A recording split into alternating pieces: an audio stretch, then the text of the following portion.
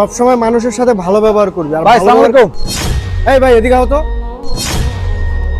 কিছু ভাই কিছু বলবেন? ছোট ভাই তুমি এটা কি বললা? তুমি আরেকবার সালাম দাও তো। ভাই আসসালামু আলাইকুম। ভাই তোমার লাগে কি আমার কোনো শত্রুতামি আছে? ভাই তোমারে কি আমি কোনোদিন ক্ষতি করছি? না তো ভাই, কোনো ক্ষতি করেন নাই। কি হয়েছে ভাই?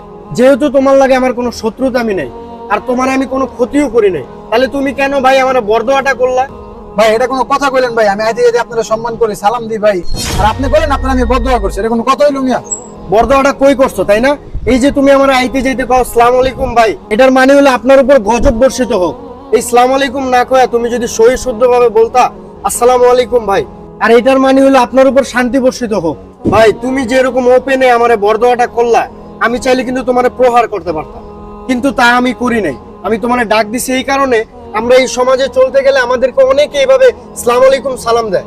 এইভাবে সালাম দেওয়াটা একদম ভুল, আর এই জিনিসটা বোঝানোর জন্যই আমি তোমারে ডাক দিছি। বয়স তো তোমার কম হয় নাই, এখনো সময় আছে, শুদ্ধ করে সালাম দেওয়াটা শিখো, না হয় তুমি দোয়া করতে গিয়া বদদোয়া করে দিবা। এই কথাটা আমি শুধু তোমার জন্য কইতাছি না, যারা সহি শুদ্ধ ভাবে সালাম দেয় না সবাইরে উদ্দেশ্য করে কথাটা কইতাছি। আর দর্শক, এই ভিডিওটা যদি আপনাদের ভালো লাগে তাহলে লাইক কমেন্ট সাবস্ক্রাইব করে আমাদের পাশে থাকবেন।